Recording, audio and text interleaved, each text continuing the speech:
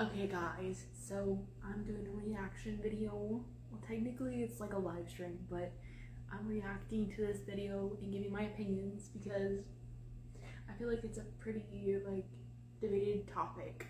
It's about masculinity. Read the title. It says what makes a real man, and it's basically like left ideology and right ideology debating each other. Hand movements. Anyways, but yeah, it's basically a reaction video, but it's not on YouTube. So yeah, that's what we're gonna do.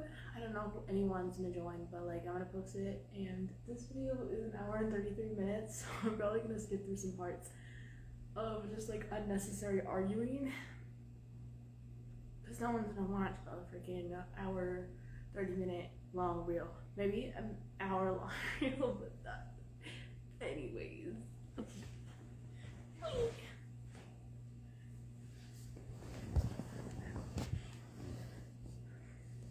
Okay, and I already made sure that the volume is good.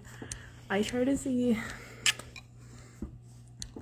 if the subtitles are like kind of easy to read.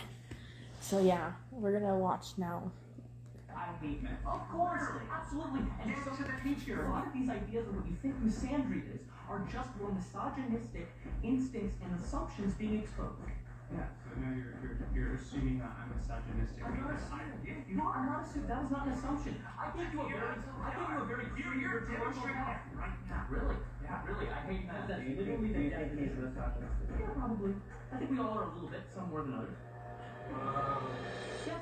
Alright, it's 2025, Trump is president, and we're back with another middle ground XL. Behind me I have 25 traditional men and 25 progressive men. We're going to ask them some questions, and we're going to see if they can find some middle ground. Our first question is, Guys, I love Jubilee. should it be socially acceptable for men to wear skirts? Come forward and find your speaker for this issue. Okay, I'm gonna state my opinion first, and then maybe like state it after. Basically, my opinion is I think that we shouldn't like confine like a certain structure for like how a man should be displayed, especially because there's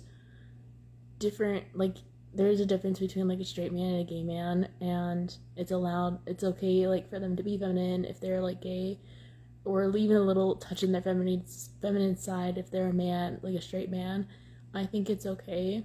I don't think we should say that all men should be the same or all women should be the same, because that's kind of a I would say it's kind of a communist mindset of everyone should do the exact same thing, only be confined to certain rules. I think that is a bit like ungood. I don't know. I can't think of words right now, but anyways. And I'm pretty sure it's left versus right. You did dress that today. Thank you. I'm wearing a woman's sweater right now. This is from Brandy Melville. But background, in my culture, like I'm Native Hawaiian, men have traditionally worn skirts. We go back to other cultures, Japan, long gowns. Traditionally, men have been seen in history to be wearing the same clothes that women do now, and America is a much younger society than any of these cultures that have dated back thousands and thousands of years. Okay, so first I'd like everyone to take a second and take a look at the fellas and what they're wearing over there. Let's be so real right now. How are they going to argue about what fashion? Yeah. About what fashion is supposed to mean in a manly sense or traditional sense? In Scotland and in India, they wear dhotis. They're not wearing skirts, but just because they think they're. I think we can just skip this part because it's basically, well, actually no, I want to highlight this guy. Okay, hold on. The reason that they're wearing skirts is because they are trying to project that they are a female or the opposite sex or gender fluidity or any of that, and it's just nonsense. Again, it depends on your intention, it depends on your culture. If your intention is to be feminine, right? Obviously it's not right. We don't live in bro, right? I thought we were all about like the government right? When it comes to just masculinity in general, like I'm in the camp of you provide for your wife, you protect her, you should be a pillar. Any sign of like wearing a skirt or something like that, like obviously, bro, like It's not the movie. This is kind of representative of a general idea of what a man is supposed to be. There was okay. I'm not trying to. Oh, here it is. It's this guy. Okay, wait. Progressive men are going to say it doesn't matter what you wear. You can wear a dress, you can wear a skirt, you can wear this. In the same vein, they would say it doesn't matter what language you speak. It doesn't matter what religion you speak. And as traditional men, we disagree with that. We want to have a cohesive society that we speak similar things, we believe similar things, we have a sense of community in all in the things that we wear. What they're Okay, I wanted to highlight that. Okay, so hold on. I'm actually gonna flip it around because I want to have a face-to-face conversation. Cause whatever. With that statement, it does sound a bit.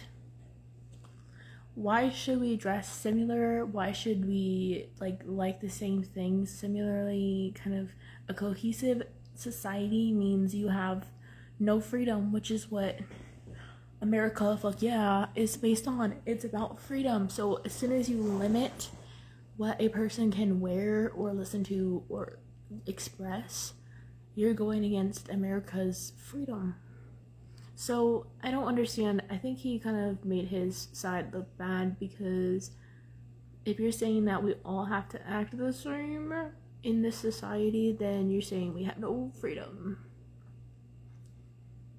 And that's why it sounds communistic, because in other countries, they literally make you do that. You can't present a certain way, or you could be cupid. So, I would say, yeah. Anyways, okay, back over to this. Yeah. What they're saying is actually the anti-social stance, where everybody does what they want and nobody has a sense of community. So we need to hit on that. Whoever speaks not just about the skirt, because the skirt it's the detail, and that's unimportant. We are Rooted in some kind of greater faith. Okay, I'm going to skip until they choose their people. Okay, here it is. For Juba And Riley. I literally only watched this for this certain debate of these two men. I didn't watch anything past that. Should it be socially acceptable for men to wear skirts? Got 8 minutes to find a middle ground between the two of you. Go for it. Well, I believe that men can wear whatever they want, and pertaining to skirts, particularly, I am a native Hawaiian person. Traditionally, in the culture that goes further back than America itself, men wear skirts. In Japan, men wear long gowns. Specific. I know, but again, it's just different cultural norms. sometimes. Yes, but it's Like cultural norms. I've roomed with guys in the military, and they say I have to shoot the dude in the dress. So it's nah. Do I take it personal? No. That's just according to that group of people. That's what they call it, right? I wouldn't call the kilt a skirt. Okay. No, that's a cultural symbol. What a skirt means in today's society is different. But go ahead. I'm sorry for cutting you off. I mean, yeah, like I was saying, traditionally, cultures that go further back, where clothing only has the meaning that we set to it. So, if I someday decide that your skinnier pants are feminine because I got baggier pants, right? Yeah. Then I can do I get to ridicule you for that? Do I get to broadcast you for that? That's just my question. Again, going back, why is it not socially acceptable? What it represents is that's femininity, yo. There's no question about it. If you're a dude walking around in a black leather skirt, you're saying a lot. Jaden Smith is one of them cats that was on Vogue. We've seen what a skirt represents as a man, at least in North American culture and even some Asian cultures. I've been in South Korea. There are a lot of hyper feminine men out there. The only thing that I didn't see in South Korea was cats putting on makeup in the mirror, but for some reason, whenever I would go outside, I see hella cats wearing makeup, foundation, eyeliner, all that stuff. So femininity is negative?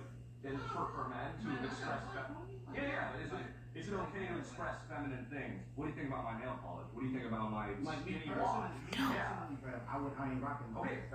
Okay, sorry guys. I'm gonna turn off the lights. I think it would make it better. I don't know if it will. It should make it easier to read. Okay. Cool. That's great. But I am. So is there anything wrong with that? That's a feminine trait. Yeah. Maybe you want to exude out yourself. Okay. Now, if we walk down the street, I may interact with you a little bit differently just because, I saw Why? that you're wearing nail polish. What does that mean? Like, Well, what you... generally, bro, like whenever cats are like wearing nail polish, Yeah. they're a little bit more hyper feminine. Okay. They may try to hit on you or just other stuff in general. Okay. So it's like, So you're afraid. I mean, no, I'm not afraid. even outward expression of femininity does not define sexuality. I mean, like, there's a lot of straight guys out there, a lot of, people who are in, like, emo punk scene wearing black nail polish for fun. People who wear lots of rings, completely straight, and it But doesn't it's a matter. representation though of what that What means. does that mean? So like a guy wearing like, he's obviously counterculture, right? Yeah. Like, he's like the emo punk Yeah. kind of guy. Also like borderline like devil worship at times. Devil worship. Yeah, like, I mean, that can be clearly associated with it with a pentagram. A skirt That's is true. indicative of what a masculine man should represent in today's society. We got a lot of over feminization of a lot of guys. Like being a solid man that your wife can look to, or Why is it whoever going that you're blurry? taking care of, can look to and be like, yo, that's my killer. Like if something going wrong in my life, they got me. And if you're walking around wearing a skirt, bro, like, okay, there might be cats that can walk around wear a skirt and they solid to the people that they can take care of, right? But the exception isn't the rule. Most cats walking around in a skirt, bro, they're not super breaded up. They're just cats trying to express themselves sexually because they...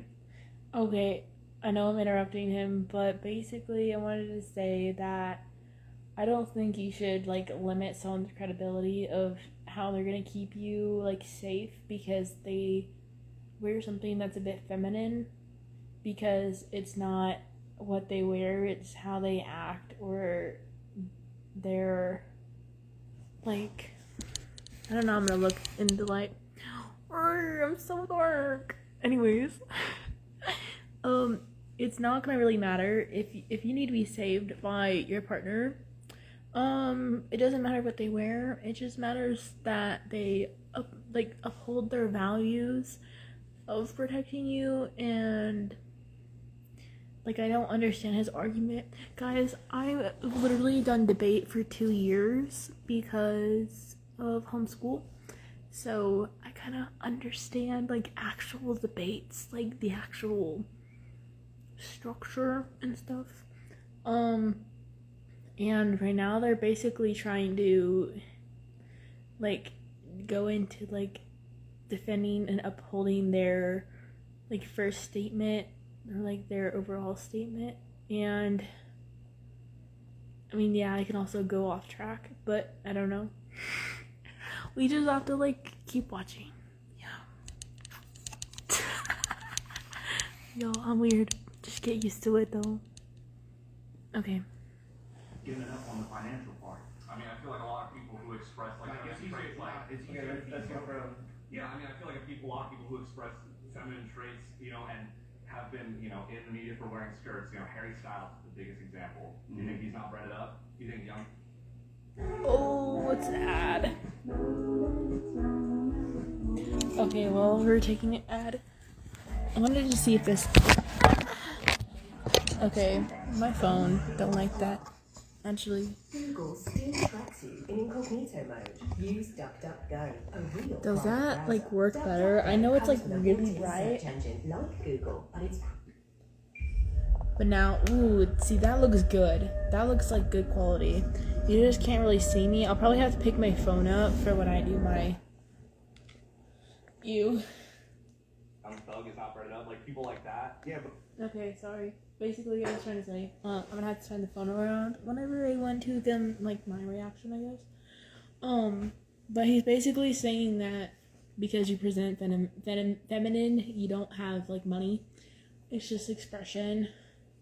And a lot of these people, like, in New York, who are very, like, expressionist with, like, how they dress and stuff, they be living in New York. You think the rent is cheap there? No. So, obviously, you have to have money to get the outfits, especially if they're designer, which happens a lot. And you have to have rent money and stuff. So, I mean, you do gotta be breaded up, as they put it. But at what cost though? Like now you're starting to tap into the fact of like, nah, like it's pretty obvious and it's out in the open now that a lot of these rappers, a lot of these cats grabbing ankles. These same dudes that wear skirts are the same ones that were popping up at the Diddy parties. They holding hands with Diddy, calling him daddy. I mean, again, this kind of just man. goes That's back not to the true. argument that Some of them are like really straight. Feminization. that gay people are groomers. Bro, look at Kanye Bro, West. like, I get it, bro. Like, I get, like, it's a cool piece of clothing. Like, my pops, he owned a fashion label. He did it in the 90s, where he exclusively designed women's clothing out of Egyptian silk. I totally get it. From a fashion perspective for a woman, like, bro, it's amazing. Like, bro, I think a woman looks good in a maxi skirt.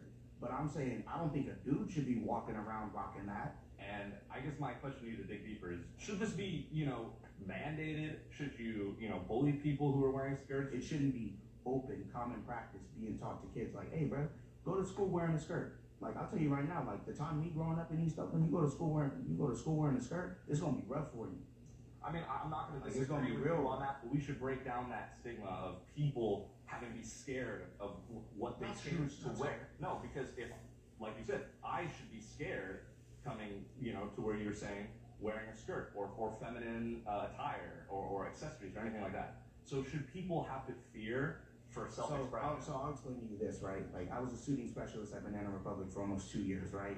And like, dude, like, I see a whole bunch of cats walk in there, different arrays, different budgets, you know what I'm saying? And I'm helping them get to where they gotta get.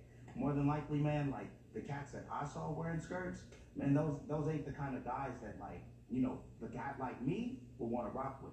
Like, the cats that I rock with, they're solid through and through. Like, I'm a business owner, I'm also a professional fighter. So it's like, nah, bro, like, just that kind of energy, it's not conducive for me to be around. Because I need to cultivate a certain kind of mindset, a certain kind of atmosphere around myself in order to achieve what I believe is peak to what I need to be. Okay, so Riley, based on kind of what you're hearing coming from Juma, what do you think is a middle ground statement that you think you can both agree on, or that you want him to agree on? I would like for you to agree on that men should be able to express themselves, and in fact, anybody should be able to express themselves however they want, skirt, nail polish, whatever, and that it should be, okay, sure, men should be able to wear a skirt, and it can have a positive stigma around it if they so decide. If culturally, they come from a culture. In Muslim tradition, right, there's this wrap that I'm not even talking about that. Some people would call that a skirt. So, like, that kind of cultural thing, no problem. But we're talking about North American problems. We're not talking about every other place. So what's the middle ground that you think? The middle ground is culturally, if that's where your family is from, rep where your family from. Rep your culture, rep your set, whatever it is, right? But you as a man, if that's something that you want to do, bro, by all means, bro, just not that close to me, though. It's good. Well, I disagree. I think that men should be able to express themselves however they want. And that's it. I don't think there should be any... Okay, that's basically his point. I can skip a little past. Okay, I actually wanted to comment on what he had said. So, I think, why do I look so orange, bruh? Anyways, I think personally that, his point, when you're trying to find a middle ground, you kind of have to take everything that you want and cut it down so that it could be somewhat negotiable. And I think that's one thing, one problem in our society between both parties. I'm an independent, guys. Don't come after me, please. I'm not a conservative or Republican. And I'm not a liberal or a Democrat. So please, don't come after me. I'm literally just a person who wants middle ground in the world. And that's what my point is about. So basically, my point is, if you can't, hold on. I look so orange. Okay, there we go, that's better. Basically, my point is that the guy in the blue sweater, his point was full throttle, open idea, right? He did say, what he wants him to believe, but that's not realistic. You want a guy who only approves of culturally dressing in a skirt to fully just randomly accept that men should just, do whatever. That's my problem, is that when we're trying to find middle ground, which we're gonna need to if we want to get out of this political warfare, then we need to be realistic and try to take a little bit of what we want and a little bit of what the other person wants to find a solution in the middle. Because if you don't, then no one's happy. And at the end of the day, we're still fighting. At the end of the day, we're trying to accuse each other of everything. At the end of the day, we're still trying to rip each other's necks off. So that's my point. Also, hold on. I'm trying to make sure you guys can see it. You're probably gonna have to like watch it on your own, maybe if you're interested in better context. What the? Oh. I'm using one of those little wooden tables that have like the fold out ones that you use during like the holidays as a family. To put my phone on since I don't have my tripod. If I ever do more of these videos, I'm gonna use my actual tripod that I actually bought. I bought one for vacation. Bruh. I don't think anyone knows this, but like I'm a phone like fanatic to like I treat my phone like my baby. I never want it to break. So I'm very gentle with it. Besides the freaking crack that's in it because I forgot it was in my pocket and I took off my pants because I was in a dressing room and that was an oopsie. And I literally cried in Hot Topic. That was funny. Anyways, there's some lore. And I'm gonna skip to the next one. Because they're just gonna repeat everything they just said. Want to do that by all means, Brett, but not for North American culture. It means something different here. Shake hands and let's start. I still respect you, though. And real business. By the way, the guy in the blue sweater kind of cute though. I like his style that he's wearing. We did not find a middle ground in that last prompt, but thank you to Juma and Riley for giving it a try. We're gonna move on to our next prompt. You can't say I'm so. Does society need more trad wives or girl bosses? Ooh. So a girl boss is like a girl who like slays the house. She's independent, bro. She's her own boss. You know, she don't need a man. And the trad wife is what? Is like a woman who's like, I gotta cook and clean for my husband. Girl boss doesn't necessarily mean going out and being a CEO or doing whatever. It's just an empowerment of doing what they want to do, being able to choose that, you know, the best choice for that relationship is to stay at home and take care of a kid, whether that's the man or the woman or whoever in the partnership, or to go and work. I don't care if she's traditional or trad.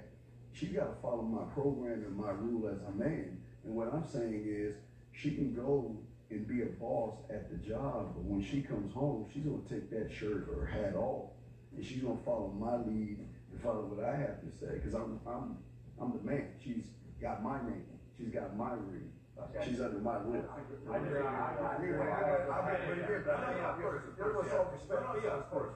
far as the traditional wives, I mean, my wife kind of fits that mold. She does work from home, but I was in the military for over a decade, and so I was a sole provider, and she would stay at home and raise her kids, and that just really worked for us. Oh, I can move past this, but basically, I didn't realize. So it's traditional versus modern, I think.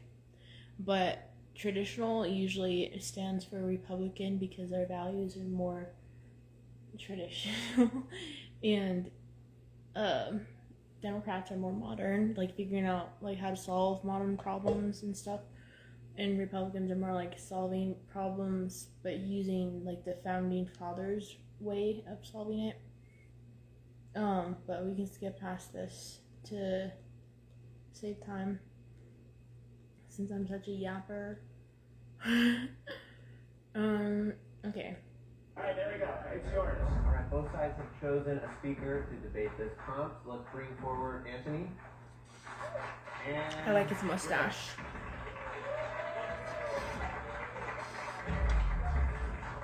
I like the guy. I like Greg. Greg, Anthony.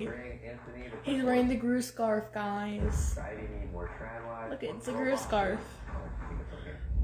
I definitely He's think so chill. that society needs more trad wives. Putting women in the workplace is actually a failed feminist movement, which minimizes wages Oh for men. Lord. And then they Okay, we're reading the fact checks, guys, because that's what good people do.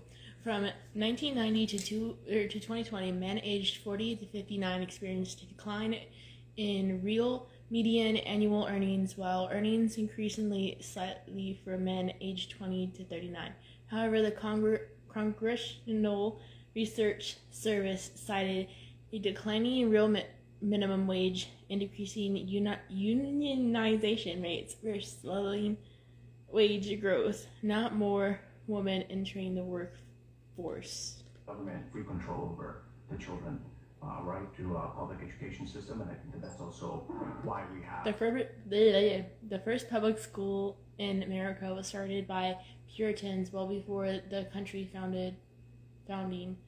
By 1870, 78% of the children aged 15 to 14 were enrolled in public schools. This modern feminism wave didn't start till a century later. of a lack of masculinity in society. So Okay. Yeah, so there's 3 claims there. There was the government controlling the children, and then the wages being stolen from men. I'd say it's Oh, sorry. How did you phrase it? no, you said like minimizing wages for men. Minimize. Okay, yeah, sorry. Causing an impact on men. And what was the first one? Moving women to work. Moving women. Okay, yeah. So there is no statistically significant difference between the cognitive abilities of men and women.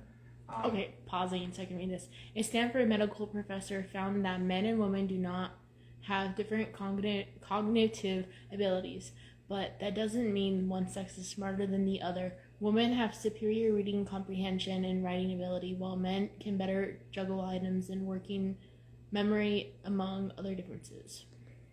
You can obviously find an outlier study or two that says something else. Sure. And so That's not what we're debating, though. Well, no, but He also has a it's notebook, to, which I building love. To my point. Okay. Yeah. So in that context, I think we should have a society that empowers men and women equally to pursue whatever works best for them and in their relationship. Like, for example, we have friends who are married, man and woman, and they are both in healthcare, and they both take turns working. Like, dad will work one day, mom will work the other day. And I think it's awesome if we have career opportunities, if we have things like, affordable childcare, paid family leave, anything in society that supports people to make the decision that works best for their family, I think is positive. And I think if we had better options for people to pursue what works for them individually, we would have, as the prompt described it, more girl bosses. But I think your argument is that if only we were to put women in workplaces, which no one's debating that they shouldn't be. The question is not should we restrict women from doing it, it should be should we have more trad wives, right? And so my argument is that there are studies that show that having, and I can speak personally, I've been married for close to 20 years. I was in the military for a little bit over a decade. I worked, I provided, that's worked for me, that's worked for my parents, that's worked for my grandparents. That's why we're traditional. We carry on these traditions from family to family, and so we see that our children are thriving. I see that my children have a mother at home that loves them and is able to be with them for their school events or for sporting, things like that, and it's worked for us. So the question is, do we need more girl bosses? Do we need more women away from their children? And I just don't think that's what we need more of. So what? I honestly want to say my thing real quick is that this prompt is kind of, I don't know if they're talking about should we be advertising more in society, should we be advertising socially for these lifestyle options, because you can't just say this amount of women need to become trad wives now. I don't understand how they would how they would make an uprise of either or. I don't know what the point of this topic necessarily is, because are you saying that we should be just teaching different ideology? Because in modern times we do preach a lot about girl bosses, independent women, and stuff. So are you saying we should advertise more trad wives? Anyways. So if the woman is away from, it's just one parent at home and one parent at work, right? That's kind of what we're describing. So what is the issue with a man being the stay-at-home parent? Well, I just don't think it's the role of a man. Here's the reality. My wife and I both work from home. I'm on the field a lot because I'm an independent journalist, so I do travel a lot more for work. Right. But we both work from home, and that's actually great too, you know, because then I also get to partake in a lot of the things that, you know, we do. So if like my kid has a sporting event at 2 p.m., I'm not stuck in the office, I'm able to do that. But going back in where I was deployed for months at a time and having my wife stay at home, I think that it would have been detrimental that not only do my kids have a deployed parent, but they also have a mother that's stuck at work 8 to 5. Oh, I think that you're kind of, I think we're not necessarily disagreeing there. So what you're describing is, in your situation, it made the most sense to have your wife be a trad wife, right? I'm a millennial, and I feel silly saying trad wife. It's not my verbiage. Yeah. Would you agree that it makes sense for us to have those cases where it might make more sense for there to be a girl boss to allow it to happen? You know what I'm trying to say? Sure, like I think what your argument is that we probably live in a society where women also have to work. And so what I'm saying is that I have a personal bias of why my wife should stay at home, but also there's studies to show that, you know, women that tend to stay at home with children tend to have a happier family. They tend to be able to have less divorce rates, for example. Okay, I'm reading this. A Harvard research study found children of working moms grow up to be just as happy as children of stay-at-home moms. According to a 2014 Pew Research study, stay-at-home married mothers are 5 times more likely to live in poverty than married mothers who work. As opposed to people that are usually always at work and they rarely see each other, they rarely spend time with their kids. There's also some studies that show that kids do better in the long run when they have a parent that stays at home, for example. What's interesting is regarding A 2010 analysis of 69 students found early maternal employment is not significantly associated with children's later achievements and behavior outcomes. Studies on stay-at-home parenting. On the census, an at-home dad is defined as somebody who has not been in the workforce and not made money over the past 52-week period, over the past year. The Census Bureau defines stay-at-home parent as those who are not employed for pay for a full calendar year. That applies to both moms and dads. And so when you look at studies of stay-at-home dads, you miss out on things like, as you mentioned, people who do remote work or people who work part-time. And so I'm not as confident as you are in the sort of evidence base for this claim that, you know, stay-at-home dads are somehow detrimental compared to stay-at-home moms. I believe it was the American Psychological Association. According to the American Psychological Association, raising a child in a home with 2 stable, happy parents is one of the strongest protective factors against mental, physical, educational, and peer-related problems. Found a statement on this where they said that as long as it's a stable, loving household, that's the most, you know, that's kind of the highest bar you have. But so Get a pause because we're out of time, so I want to push you both towards offering a statement that you think both of you would agree on regarding trad wives and robots. Would you agree that in a circumstance where it makes the most sense for that family to have a girl boss, we should facilitate? Not the ad. He was getting to his point. I swear. Critic hormone. Because that's how you gain the power to reach your horizons, wherever they may take you. Find your way to money with personalized guidance to improve your credit, savings, taxes, and more. Into a Credit Karma you can count on. I am stretching.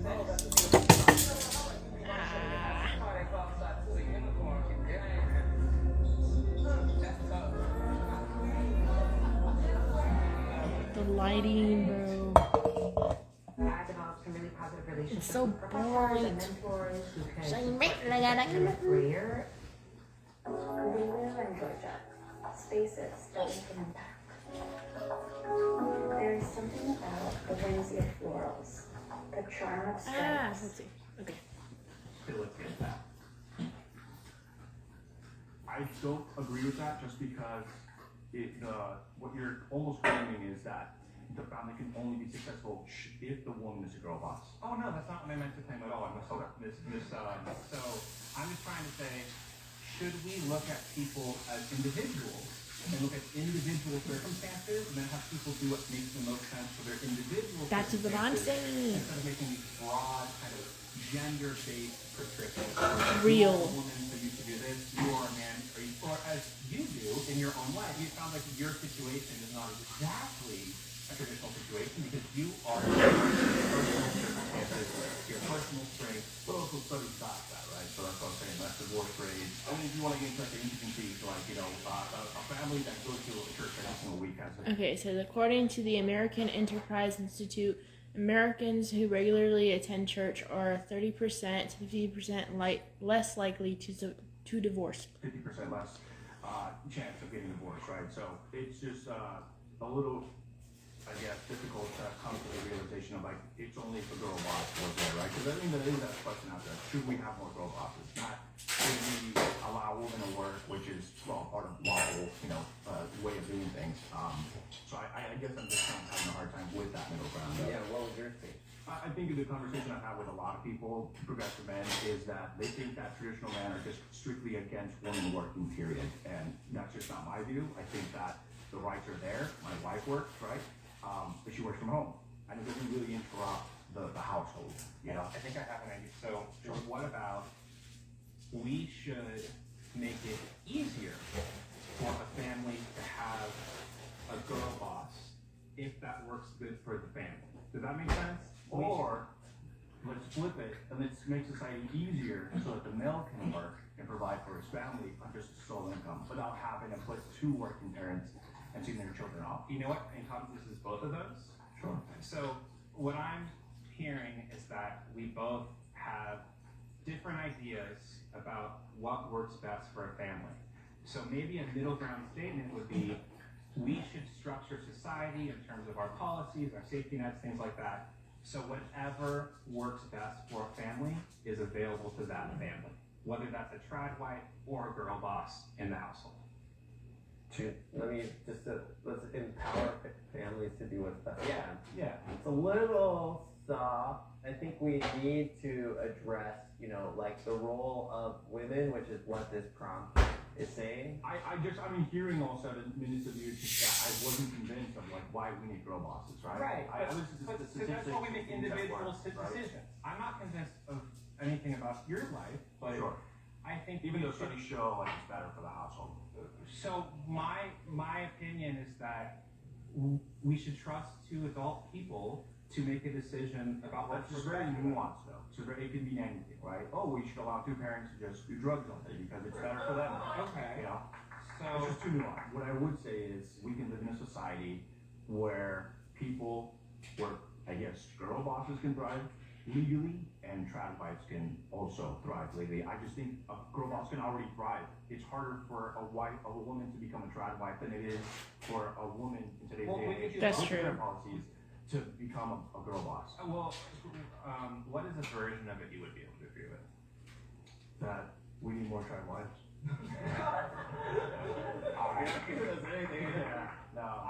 I'm working pretty hard here. I think we'll just have to. We didn't find a middle ground statement for. That's another problem in society. Because think about it. Greg, this is why I like him. Where is it? Okay. Greg was trying his best to find a middle ground, and he got really good to it. The guy in the middle was kind of like, yeah, you need to do like more specifying because it is like a woman thing. But again, you have these people in society who don't want to solve an issue. They just want to be right, Like think about it. You think that there should be more trad wives, and some people think there should be more girl bosses. I mean, yes, girl bosses are more like what's the word? Like commercialized. Like they're everywhere, You don't have very many trad wives. It's not like a big thing. Oh, what's that one girl that everyone makes fun of? Her and Charlie or whatever his name is. No, not Charlie. The ones that they make fun of her because she makes everything from scratch. And then her man is in the background looking at her like she's a sweet dessert or something he's about to eat. Yeah, that girl. I wish I knew the name. I always forget her name. But I don't even remember where I was going with this. Oh, normalization. Yeah. So I do think that Greg's point was good. I think we should figure out, we shouldn't be forcing people to go into one or the other. It's literally just depending on personal values. I think trad wives are more traditional in Christian communities and stuff like that. So I think that's trad wives mostly come from that, and girl bosses come from different families, I guess. More, I would say more Democrat families have raised more girl bosses. Maybe, I don't know. I'm from a Republican household, and I'm kind of a girl boss. Sorry, I don't know how to exactly define it, but I think we definitely should go with Greg's point, which is just let people live how they want to live, whether it be girl boss or trad wife, because it's your decision, babe. It's freedom. But yeah. And this one? We didn't come to an agreement. But I love Greg. Thank you. I like your group. Alright, nice to meet you, man. Yeah. And thanks. I love Greg. He's so nice. He's a really nice guy. He's not the kind that will literally go after you because, I don't like those people. If they're going after you because of, political hatred, I guess, then I don't like you. Maybe I don't like you right now, but I don't know. People are allowed to have their perspectives. I'm a perspective person, but it's as soon as you start insulting to prove your point that it just discredits you because you're just being a dick at that point. So. And with that came clinical depression. Oh, it says, are depressed men weak? Oh my gosh, that's stupid. There's depressed men. Depression can be caused by anything. Just like for women, it doesn't make us feminine to be depressed. It just means that we have things going on, or you just grew up bad. This one's kind of already going in with a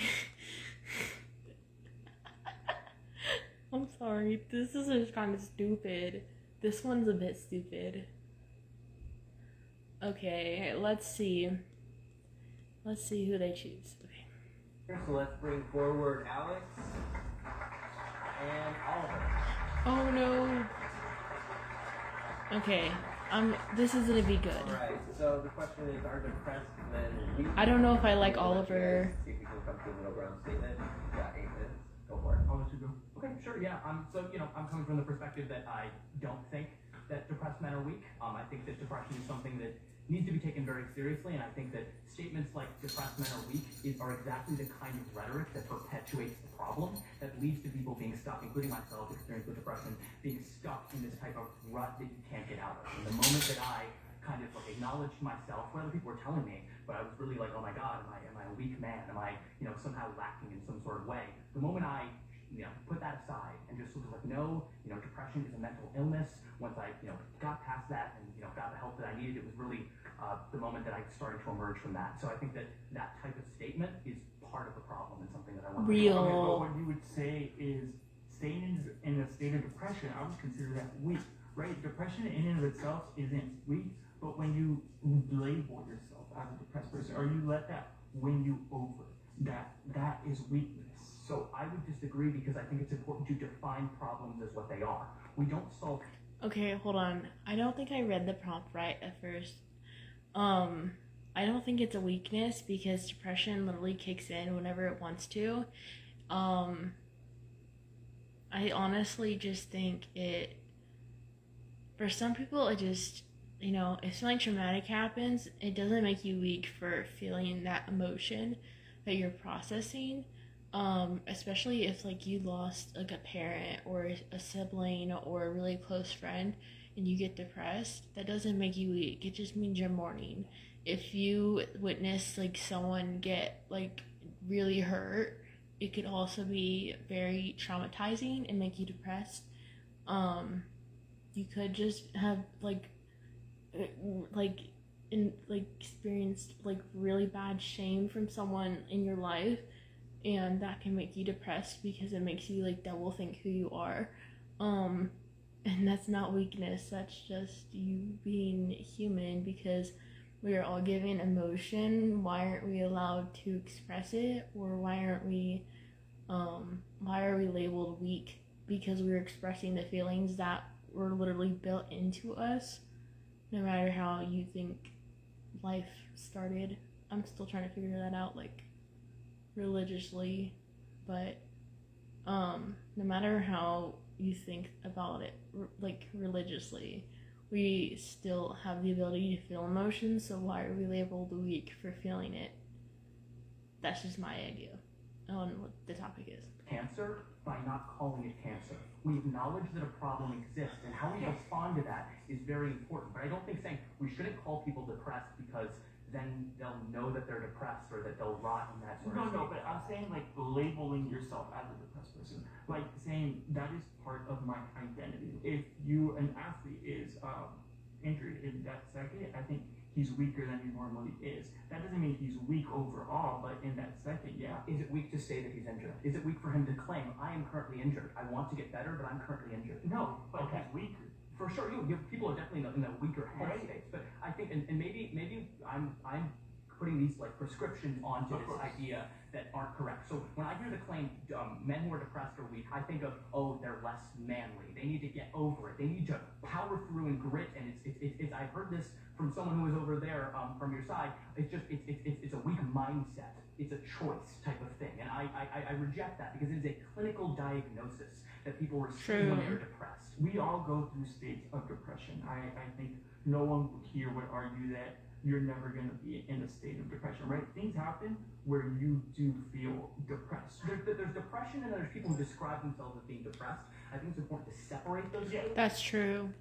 So it says depressive disorder, also known as depression, involves a depressed mood or loss of pleasure or interest in activities for long periods of time. Depression is different from regular mood changes and feelings about everyday life. Because you can feel sad. Of course, everyone feels sad. World Health Organization. Depression is clearly defined as persistent, like feeling bad regardless of the things that are going on in your life, even when things are going well. Right, but I don't think the prompt was saying that depression makes you less of a man. Because I'm weaker, right? I'm in a wheelchair. Yeah. A squirrel could beat me in an arm wrestling match, right? I don't think anyone here would say I'm less of a man. Sure. Right? Oh, and I'm glad that those connotations are not. Okay, cool. Yeah, but my stance is you gotta keep on moving. Like you just have to, and you might have to take medication. I'm not against it. I'm pretty sure some people on my side are gonna be against taking medication. But I'm glad they're not up here. You have to do what you have to do. True. I feel like society most of the time is okay. They say that it's okay to rot in it. I really don't think that's largely the case. I think it definitely is in some subsets of the internet that you'll find, but I think most people, I think the way we treat mental illness is it's really hard for us to grapple with it because it's not visual. There's this idea that when you break your arm, everyone comes to sign your cast. But when you say you're depressed, they don't know what to do and run the other direction. And I think it's really important to break that type of stigma that mental illness is a real thing. I'm not sure, I don't want to speculate. I'm sure there are some people who don't really think it's a real thing. Oh, you just need to get over yourself, you need to work harder. Back in my day, we just said that we were, sad and we pushed through. Well, we see it in TV, so we see it all the time, all over the place, where it's like, hey, I can't get up out of bed today. Oh, you know what? Mental health day. I don't disagree, but I think we are, as a society, letting that be a norm and letting that be okay. Which I don't think it should be necessarily. That's actually a good point too. Because there's times where you have to get something done, and you can't just say like, "Hey, I'm gonna take a mental health day." Parents, I'm not a parent, but I'm pretty sure parents right here, they are depressed. They have to care for their kids. Yes, and I think we all both agree that like it's irresponsible of you if you're a parent or something of that nature to neglect your responsibilities because of mental illness. However, I do think it's very much the case that mental illness can be debilitating, can be crippling. So weakness. Yeah. Well, I guess fine. Okay, fine. Yeah, sure. Then you're defining weakness in such a way that it has no connotation behind it. If you want to say someone who is depressed is in a weaker mental state because they're not able to function as well, then I guess we agree. But that doesn't really get to any of the societal implications where there might be some disagreement between you and me. And I think we've done that, but I think we can agree that depression is weakness then. Okay, so I would agree with your literal statements. The problem is there are a lot of connotations. When you say something's weak, it's like, oh, you know, it should be looked down upon. That person is doing something that... No, because I'm weak, so I don't want to be looked down upon. I agree, and I'm very glad. But I think if someone were to like look at you, oh yeah, you're weak. That would be, but it wouldn't just be a literal factual statement about the nature of the world as it exists. It would be a normative judgment upon you as a person. In many cases, if someone calls disabled So people true. weak, would you just be like, yeah, we are? Or would you be like, you're kind of an asshole, man? It depends a lot on context. I agree with you, but well, then we would have to take everyone's opinion on it and stuff like that. Just we're up on time, so I want to push you guys towards offering a middle ground statement. You know, and just to reiterate the question. I do like the other guy. I forgot what his name is. I'll let you. Sure. So here's, I guess, and this is why I would say I don't want to use the word weak. The use of the word men in the phrase makes it very gendered. If it was just are depressed people weak, then maybe I'd give a little more credence to this idea that we're just talking about descriptively what is factually the case. But I think when you insert men in there, there's this idea that depressed men are weak because men shouldn't be weak. Men shouldn't be burdened by their emotions or burdened by illness of the mind. It's just, you know, something they have to power through. So because of that, here's the middle ground that I guess I would propose to you, and you're welcome to respond to me on this. Depression does not inherently make someone weak. Men are not inherently weak because they're depressed. However, if you let that consume you entirely and you shackle other responsibilities, or you claim that you have no responsibility for your own mental illness, oh yeah, you know, I'm mentally ill, therefore I can tweet anti-Semitic things all over the internet. I'm not talking about anywhere. That's real. But, you know, sorry about that. But regardless, so that's kind of the middle ground I would propose. I don't know if that's too long, but okay, can we agree on the middle ground that if you're a man and you allow your depression to win you over, then you're weak? I allow you to win you over. I think there's a lot of different things that are going on there. I also would kind of want to, if possible, degender that idea. If anyone... We're degendered at this. We are. You're right that we are. You're correct that we are. However, I think it is true because men exist, and because men exist, women also exist. Women don't just not exist because we all happen to be in a room with... Yeah, but we're not talking about women in this instance. I don't think that's necessarily the case because we live in a society that is inherently gendered. So I agree with you. Okay. This episode. Of course. Okay, so Alex, what would your statement be if you want to give us a draft? A middle ground, I would say, if you succumb to your depression, then you are weak. If you allow your depression to take over your life and you don't seek help and you kind of just use it as an excuse for your life or for your poor choices, I would say. Okay, and I have one more question for you. A lot of men who succumb to their depression are ones who end up with a bullet in their head. Are they weak in your mind? I would say so, yeah. You'd say they're weak. Men who kill themselves because of their depression are weak. Yes. And I think that exact idea is what leads more men to themselves. Well, okay, so I don't, you know, I there's can a see strong that too. disagreement there, and there's a lot to discuss there. But let's try and make our way back to what do you think is something that he would agree on? You know, so he said letting depression take over your life is not a good solution. So do you have like a counter? Do you think it makes them? Do you think it makes a man weak to seek medical remedies or to seek out treatment? No, I'm in a wheelchair right now. I have to see a doctor every 3 months. Okay. Well, I'm glad to hear it. Yeah. No. Okay. If the pills are helping you, and then yeah, go for it. If you need to get out of the woods, seek Christ. Whatever it is that you need to do. Okay. Yeah, I would. I don't think I really disagree with any part of that. Okay, so it sounds like we're landing on if a man is depressed, he should seek treatment. Yes. Yeah. Men who are depressed should seek treatment. Should seek treatment. Awesome. All right. They should seek treatment, but doesn't make them weak to seek treatment. I think they said that it doesn't make them weak to seek treatment, so I guess I would say no. Anyways, my opinion now. Okay, so I kind of like basically said it, but my opinion is no, they're not weak, because if you're actually, depression, again, it can be triggered from anything, really. Not anything, but anything like traumatic. Or even like seasonal depression, that exists.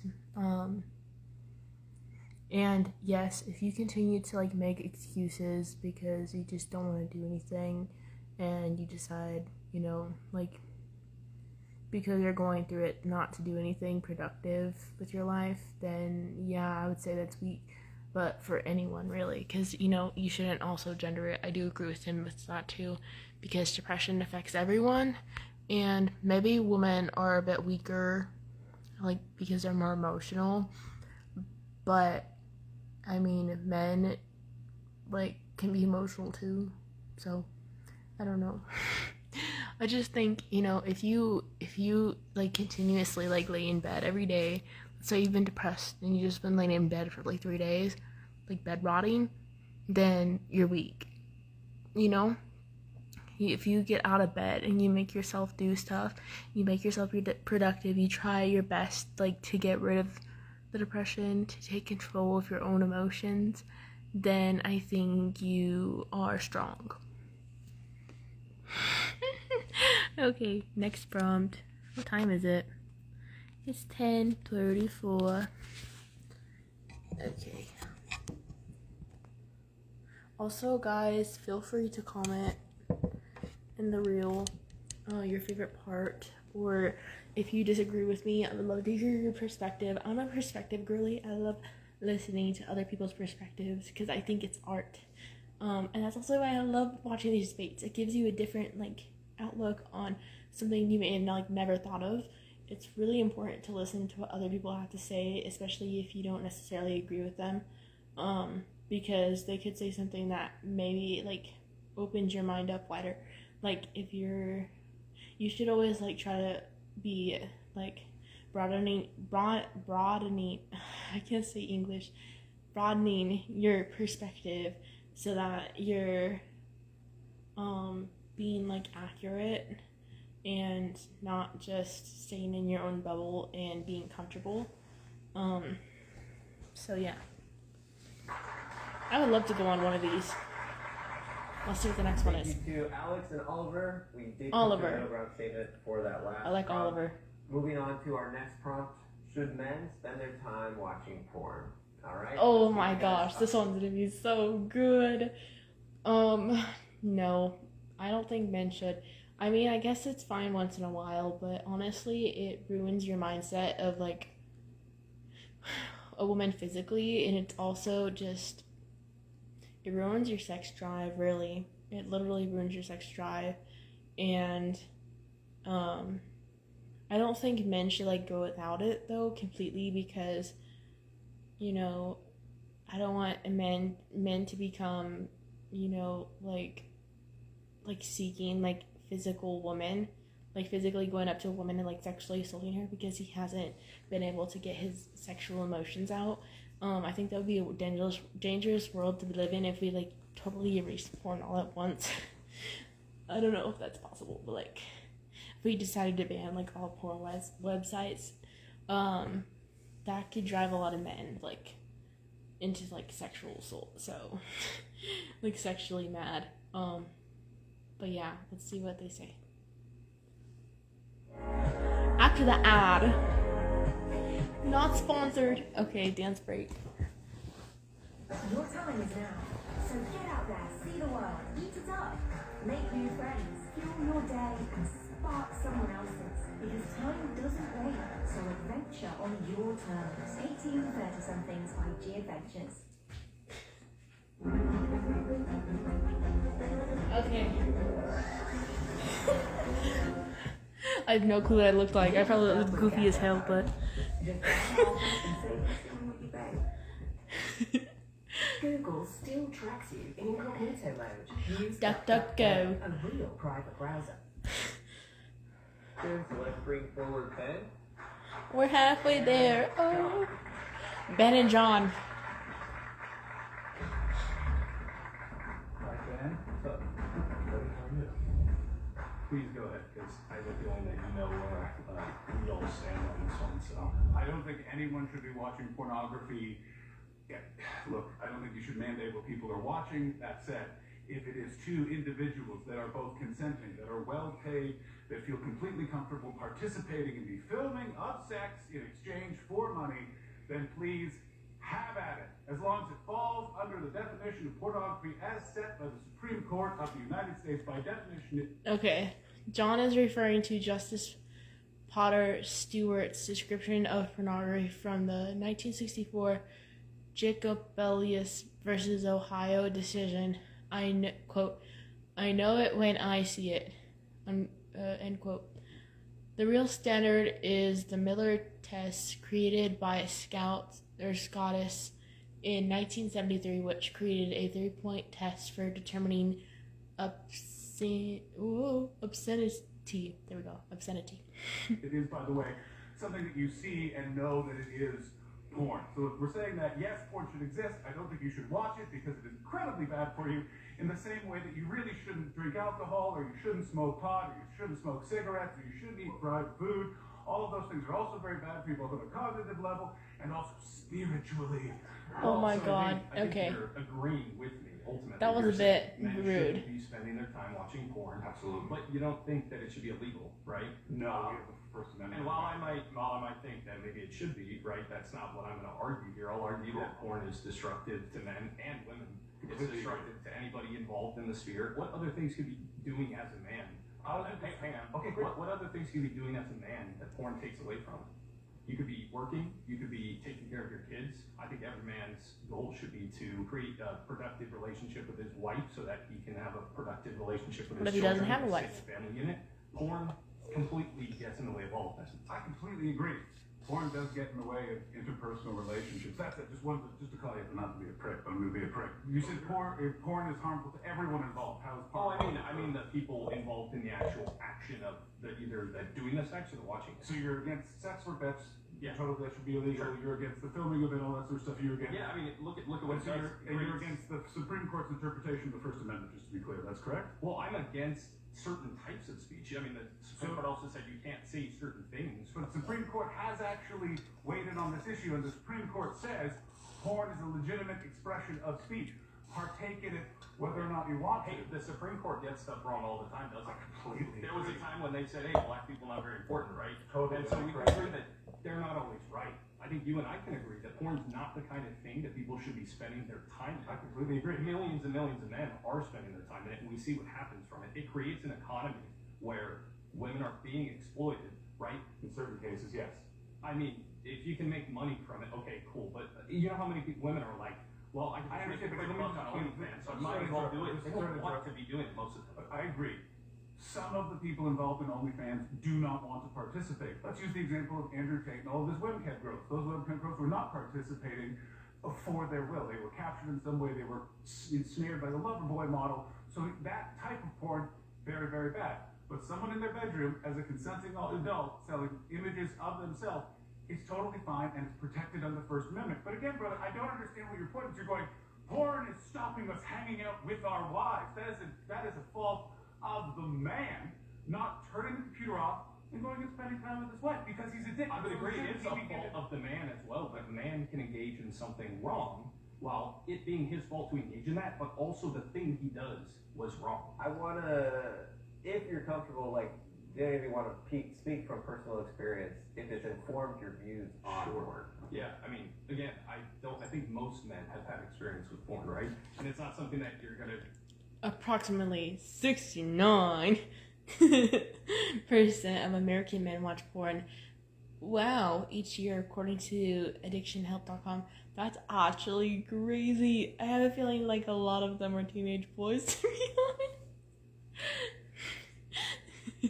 If some of you guys are watching this, you boys watching this, you know, you guilty. Yeah. Go shouting that you're happy. Well, about it. technically you're young Go ahead, adults, go around. but Okay, whatever. We can probably agree on that, right? I would say that many men, I think the average age now for kids getting engaged in porn is like 9 or 10. Oh yeah, that's very true. I literally argued with a middle schooler about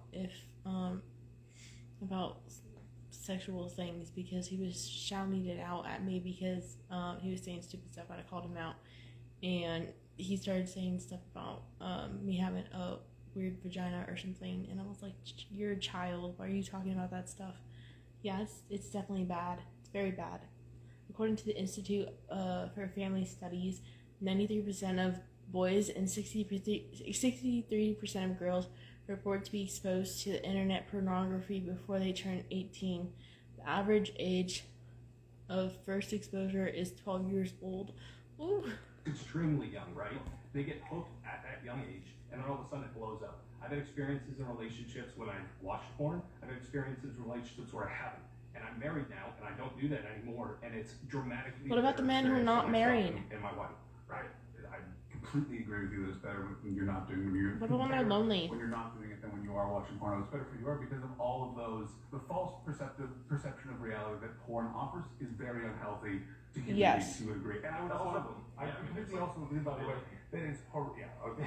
There's gonna be a good middle ground. Crazy, you know what I mean? Let's workshop what's a sentence as brief as possible that you want to offer as the middle ground. Okay, I would say porn is not the kind of thing that's conducive to a healthy relationship or a healthy life in general, and that while it is legal across states, we should do what we can to minimize illegal activity on the sites themselves and also engagement for minors. I completely agree with everything that I said. Not only am I in the middle ground, give me a corncob pipe and a buckle shoe. I'm a trad male, boys. I completely agree with everything you're saying. It is bad for you. It is bad for relationships. It's bad for women, and it's bad for men. It needs to be protected against kids. Kids should also be educated as to that porn is a fantasy, that it isn't real. That is not what a man looks like. That's not like a woman looks like. If you get into a van in Miami, that is not going to be the result. If you order a pizza, nothing like that is going to happen. And to that, I would say we need more education about sex. We need more education about our bodies, and we need more education about social media and the internet. So when a 9 or 10-year-old is presented with a webpage that says, don't click on this, they go, oh, this is something I'm not supposed to look at. And that goes to parenting. So I think we, in a macro sense, absolutely agree. But those are all details to the main meme of, I think porn should be available. I don't think anyone should watch it. So the middle ground is no men should not be spending their time watching porn. I hope you're all sitting down. I also agree. No, men should not spend their time watching porn. Finally! Okay, love those two. Good chemistry. Thank you, Ben. Thank you, John. We were able to come to. That's actually really good that they came to middle ground. Okay, time for mine. I feel so awkward. Okay, I look orange. I'm gonna be the one. Sorry. So basically, I agree. I think, okay, personally, I don't like sex work. But I understand it. Like, I don't think you should be a sex worker and call yourself a feminist, though, personally, as a female. But as a male, like, when they're teenage boys, they are obviously experiencing a lot of emotion. I feel so awkward. They're experiencing a lot of emotion, so having stuff that helps them, I guess, is good. But, like, I don't think it should be anything hardcore like that, so I don't know how to solve this problem. But yeah, it definitely is very, like, toxic to your mind. You can get addicted really easily. It can ruin your, like, mindset of a person, like of what you want in a person, you know? And yeah, I just think it's bad. But yeah, let's get to the next one. Men are allowed, I think men should be allowed to watch it, though. I just don't think it should be, like, broadcasted, like, on social media. Because, like, think about it, like, on Instagram, how there's all those, like, OnlyFans models trying to advertise. That's so annoying, bro. I think we should stop that. We should stop that from happening. Middle ground on the last prompt. Our next prompt: should men be the leader in romantic relationships? Ooh. Naturally, we have. Okay, this one's gonna be good. I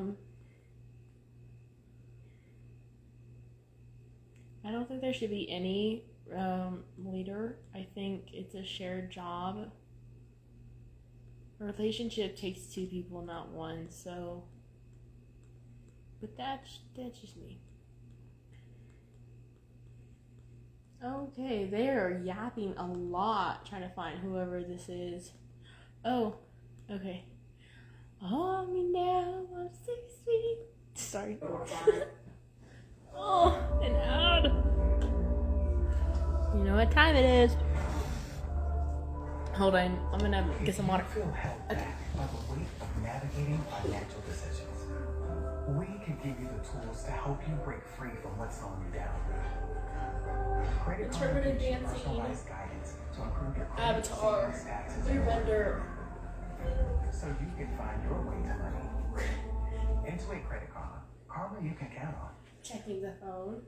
Found a sweet dentist on TikTok. Also, staff is a real beauty. People say he's passionate about dentistry. Dr. Sales on 31st. You can practically skate there. Booked it. So weird.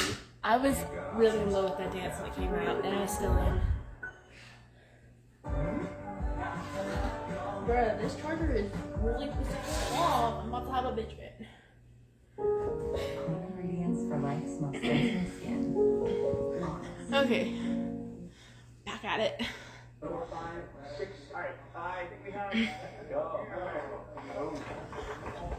Okay, our two sides have chosen their speakers. I sense a lot more tension on this side than typically, but you guys have chosen Nils and Kino. Earring guy. Should men be the leader Redhead? of a relationship? Gonna let you guys debate that for 8 minutes, and let's see if we can find a middle ground. I think men should be the leader in romantic relationships. I mean, I'm married. I've been for 8 months, so I'm not quite big experience. But I think thank you, I appreciate that. But I think the whole idea of men taking the lead in relationships, men should be pursuing virtues, and I think a lot of the things that men are biologically, psychologically, and societally wired to do are things that are more like leadership oriented, so like risk taking, being able to stand up for the common good, doing all these different types of things. And so I think that applies to a romantic relationship, because there are going to be instances where a man has to step in and take control and say no and lead, protect, provide, and maintain. And I think those are innate things that we have as masculine men. The other side, I think women tend to feel more protected, and I think that's something that they want. Like, they want to be led. They want to have a man who loves them more than they love themselves. That, you know, the biblical view is like, you should love your wife as Christ of the church, and so you give your life for that person. So I think that kind of takes precedent. Okay, well, I see that when you're talking about these things, you're talking about generally, you're talking about for your personal life, this is how you experience it, this is what you do for women and what you do for men. I would say that I don't think that really applies when you're talking about the reality that we live in, which is that everybody is different. You can look at any different person, and every person has different thoughts, different ways of living, different ways of reacting. Right? So even if you're a masculine man, maybe you just are lazy, right? Maybe you don't want to take the lead in your relationship. Maybe you like a partner who goes ahead and does their things for you, and you partner with them. That's the idea of the unionship, right? Is that you're a partnership, and then you're supposed to work together. So when we're talking about men assuming these roles, I agree with you. You said about societally wiring these men and wiring women to feel a certain way. I don't think they're wired that way. I think that they've been reprogrammed that way through movies, through television, through the way that the patriarchal society has existed throughout time. And we're talking about women never being able to work, never being able to cook. Like, this is all stuff that is very new to the world in general. So when we're talking about women being able to do these masculine things, it's not that they don't have the ability to or they don't have the desire to.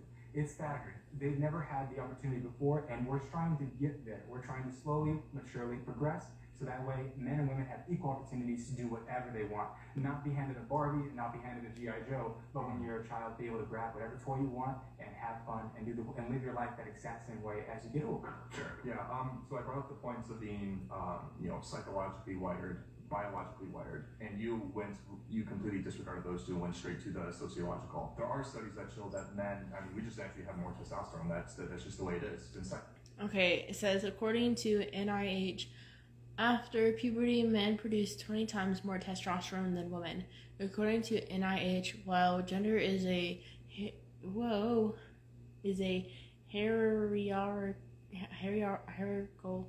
I can't even say that word, status, cute, there are many other features including attractiveness, age, behavioral and social, and reputational characteristics that factor in as well.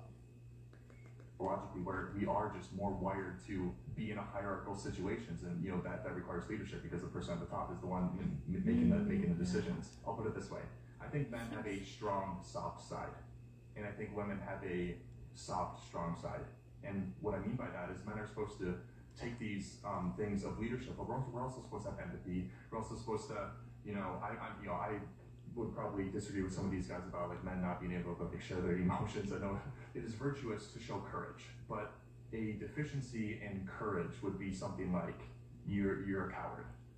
And whereas on the other side, you have an excess of that, which would be recklessness. And I think a man leading in a virtuous state provides the most stable home to raise children, to do all these different types of things. So what do you mean by virtuous? Like courage, temperance, fortitude, all these different types of things. We have this like Andrew Tate, like hyper toxic masculinity that I would absolutely reject. But then on the other side, we also have this rapid evolving femininity that's happening. And I'm saying the virtuous path is often in the middle. If we shift a little bit from kind of this higher level, can you guys speak from personal experiences as to why, have your personal relationships informed your stance on this and why you would make that argument? Yeah, I mean, I'm stupid. I think a lot of I'm stupid too, my friend. Exactly. That's stupid. That's not a great way to start. Middle ground. John, because I think you're stupid too, John. And let's be real. All of us are stupid at one thing or another. Maybe we make mistakes. Maybe we choose to do something that we're just bad at, or maybe we choose to do something we think we're gonna be good, or we think it's the right decision, and it's not. So, for example, I'm not a mechanic. If my girlfriend comes to me to try and figure out how to fix a car, I'm making an attempt with her, but it doesn't mean that I know what best to do, so I'm just going to go in there with a wrench.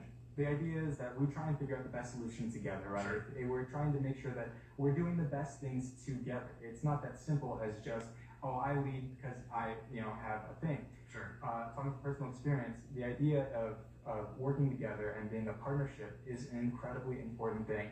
And I think that goes above just needing to lead, regardless if you're the woman, the man, or you're in a gay relationship, whatever it may be. The idea is that you are in your partnership and you should be working together. I think that maybe even your religion would say the same thing. But I mean, I agree with most of what you said, but I think at the end of the day, like there are going to be certain decisions that need to be made, and I think the men have That the guy. most capable instinct in knowing that. And granted, they very well could be wrong. So going back to the idea of speaking from personal experience, I mean, my wife and I's marriage functions in a very traditional sense. Like I'm the head of the house. When important decisions come to make, I consult my wife. I really much value her insight, and I really care about her and like what she wants. If it functions where the man lays down his life for his wife, he leads his wife, he puts her needs above his, and the wife submits to the man's leadership, I think that leads to a flourishing relationship. And I'm not saying submit blindly to this controlling man. I'm just saying, no, like she should submit. I mean, but the man should also be loving her more than he loves himself. So I view it as like a partnership, like you're saying. But at the end of the day, there is a clear, distinct biological, psychological, and you can argue societal. How do you say that word? Societal. Sorry. Societal impression on romantic relationships, and I'm speaking about marriage in general. But I would obviously, even before we were married, we kind of like had that figured out. Okay, so we're out of time for the debating. I want you to take a swing at what's a middle ground statement you think you would both agree with after hearing each other. So I believe that my middle ground statement would come from the idea of the betterment of your life for you, your wife, your husband, your child, whoever is in your vicinity. If you are working towards making sure that you have the best thing in that life, regardless of if you're the leader or not. So regardless of if the man is the leader or not, as long as the relationship and the family is progressing forward healthily, then that's all that matters. I think I would put forth something like this. It is a good thing if a man and wife, or whatever, insert romantic relationship, both pursue a virtuous life that will lead to both of them flourishing. Do you have a way to disagree with each other? I feel like we're saying the same thing, we're just using different words, if I'm not mistaken. I think it would be preferable for your middle ground statement to, talk about men or leadership, or ideally both. Sure. Okay. Right. How about this? The most flourishing that a relationship could get comes from a man who leads his wife in love. No. I mean, And again, I'm not saying that doesn't exist. Obviously, there's plenty of examples of existing, but I think that happy relationship could exist without, even happy relationship could exist without a man at all. But I feel like we're there. I feel like we can do this. Okay. So I believe that a man does not have to be the leader to get a happy relationship. Well, I do think a man should lead, but I think what we mean by lead might be different. Okay, let's do, let me see if I can give you something. So if we do a man and a woman working in partnership is more important than who is leading them. Ooh, I wouldn't say more important. Because think about it this way. I'm going to give you my example is that if a man is leading, but they're a terrible leader, I mean, I'm sure you've met men that suck as leaders, right? If you have a man is leading, they can get real rough. So if you have a man that's leading, but they're a terrible leader, and the wife is submitting, but is a terrible leader, so they go somewhere terrible. You don't want that, right? You prefer it, even if they're not leading, if their wife is keeping them in check, if the husband's keeping her in check, they're working together, that's more important than a man leading, right? I think I would agree with that. The only exception would be if the man is truly leading the relationship down a horrible place, and the wife just has to submit there and follow along as it goes spiral. So how can we rephrase that to include that? We got this. Let's just take a second. Are we? Yes, because we got the idea wrong. All we're trying to do is phrase it, okay? So, give it one more try. All right, let's do this, okay? You take a second thing, I'll take a second thing. I will.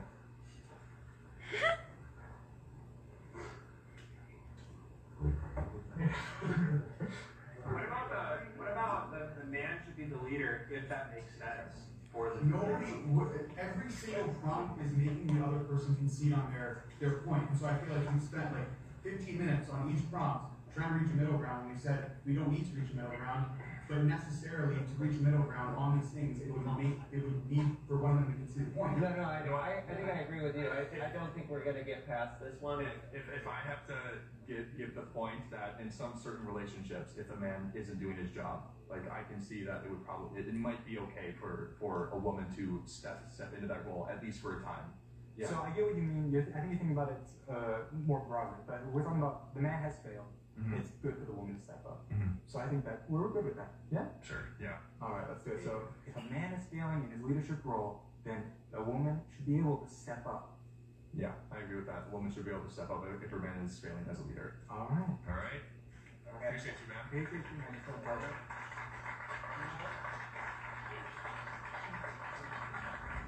Thank you to Nils and That's to Kino for that.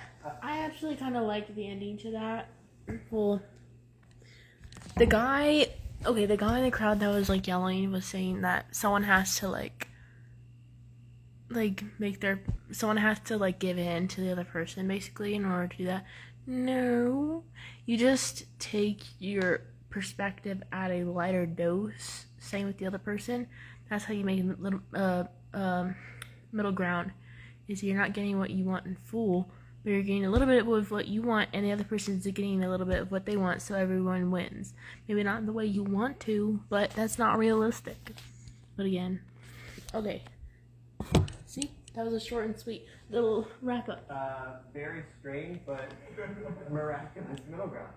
The whole point of this is it is kind of an impossible task, but I do think it is interesting to find where people will concede, and that is kind of what society does, is agree That over one things guy that at the seem end is so impossible to funny. agree on. So let's move into our next one. Struggling. Is misandry more allowed than misogyny? Bro. Okay, it has definitions. Good. Okay, misandry, hatred, dislike of. Say hatred, dislike, or mistrust of men. Misogyny, hatred, dislike, or mistrust of women. Oh.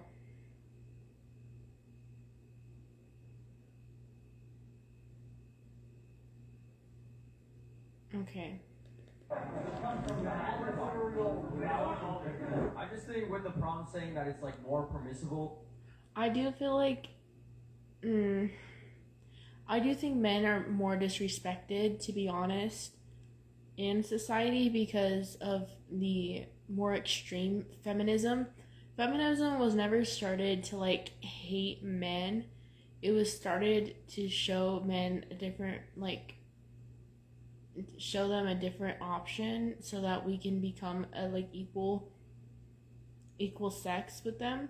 But then it became a thing where it's like hate men now because we still don't have everything. I do think we have a lot. There's like very little that women don't have that men do have. Some people still argue that there is a like pay gap between women and men, but I guess it just depends on what certain job you're talking about specifically. But for the most part, women and men are pretty equal. Except for, I guess, the way they're treated. I mean, look at the way women are treated on the streets, which is an effect of porn. Women are still disrespected highly, like mistreated sexually at least, in like bad ways. But other than that, we're still pretty equal, and even men are sexually assaulted more often now too. So it's really just, a shared problem at this point. So scene 4. Alright, so the two groups have chosen Ryan and Oliver for this. These are the Oliver again. more loud than misogyny. Yeah, I would say absolutely it is. I mean, we hear this term toxic masculinity used.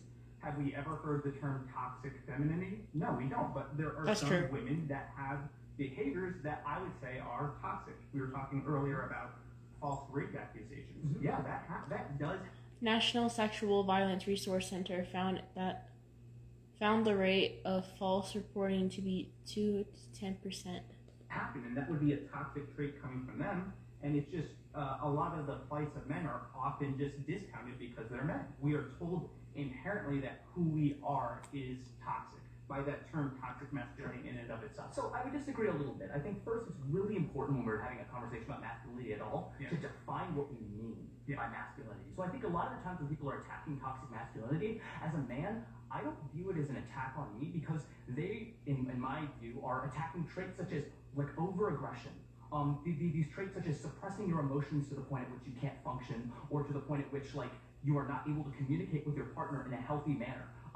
Demonizing gay men or other men as not real men because they don't live the same lifestyle as you. There's a lot of different things like that. So when people talk about toxic masculinity, I don't see that as a form of misandry. I see them calling out types of behaviors that are harmful to everyone, including men. So any woman or any person who calls out toxic masculinity, I view as an advocate, an ally of men, and not someone who hates them.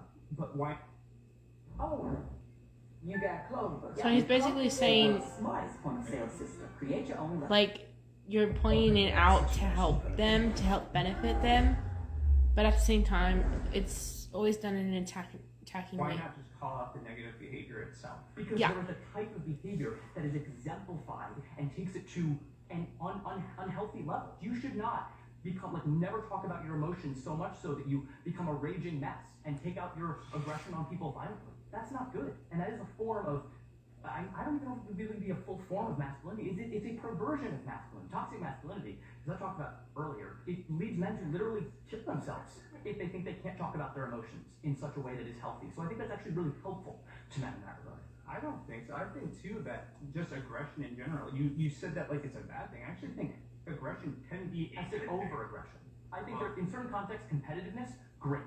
It's fine. Like defending your family would require a man to be overly aggressive to protect their family. First off, we want our soldiers.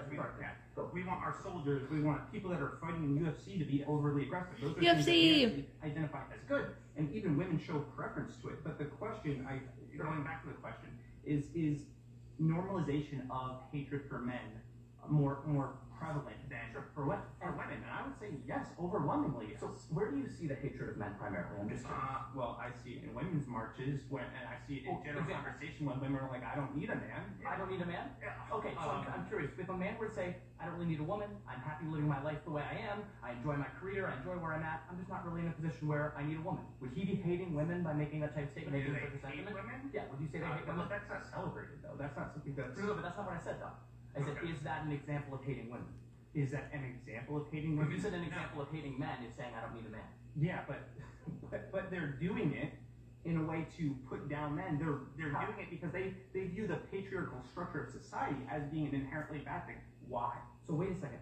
because I think a society in which is structured so that men have certain advantages over women unfairly is unfair to them. I don't think attacking patriarchy or the advantages that men get is in any way attacking them. There's a famous phrase that to the privilege, equality feels like oppression.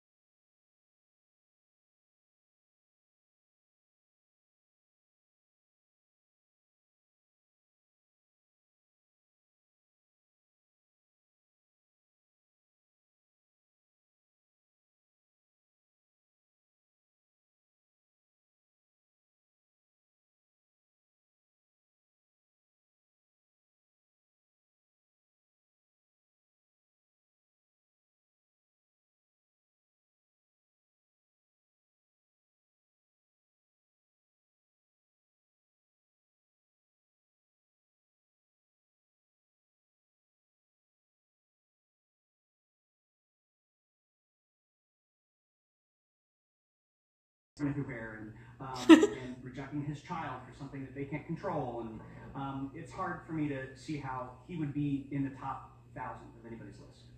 Okay, hold on, guys. I'm gonna be right back. I'm sorry.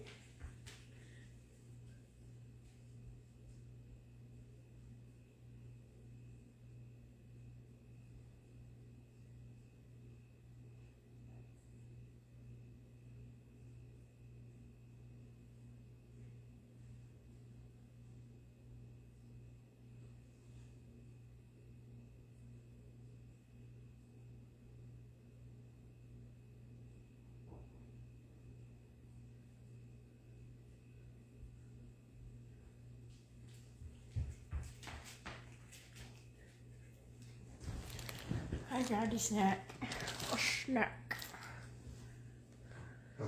So, the consensus of our group, which I'm here to represent, is that Helen, You guys don't think that? yeah, we don't think he is a proper role model for varying reasons. Obviously, successful businessman, brilliant mind, the man can catch a goddamn rocket. Like, so obviously, Real. he's great.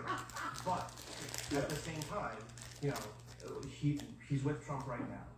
2008, Tesla was popping up with Obama everywhere. He's moving left and right. He's not standing on a singular value that we can actually hold him to, except, I guess, the value of money. Yeah. And success and business development. So, based on that, and the fact that he lacks a demonstration of family values, we don't think he's a role model for, like, the everyman. Okay, so let's cut to the crap here. Let's get a middle ground statement on why you think he's not a good masculine role model. Well, there's a lot. Side note, I did not step in front of the Tesla that might hit me later. That's funny. It could be as simple as he's not a good role model.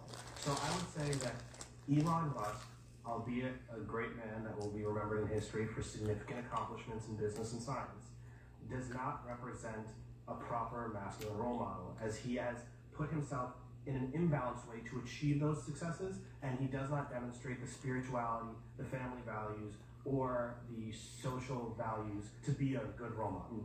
I mean, That's I think good. the thing that sticks out to me that I can't agree with is that he'll be remembered as a great man. I think he'll be remembered, and I think he'll be remembered as at least somewhat successful and impactful. But I think he'll be remembered as a mixed bag, as a human. I mean, history is written by the victors, Yeah. so we can't really decide how he's going to be written. Yeah, that's my guess. Yeah. He's a bad masculine role model because he's an imbalanced person focused entirely on business and his scientific advances for his businesses, and rather than a family and a general sense of growth for society, semi-acknowledging what he's done in the most recent election. I wouldn't say that those are the reasons why. Okay. What makes him problematic transcends any one of those things and incorporates them all. I think his use of Roman salutes. Well, that's not great. Yeah. I think also, if we talk about family values, I'm not sure he has values. I mean, there are some people who just, they're not immoral or moral, they're amoral. They kind of exist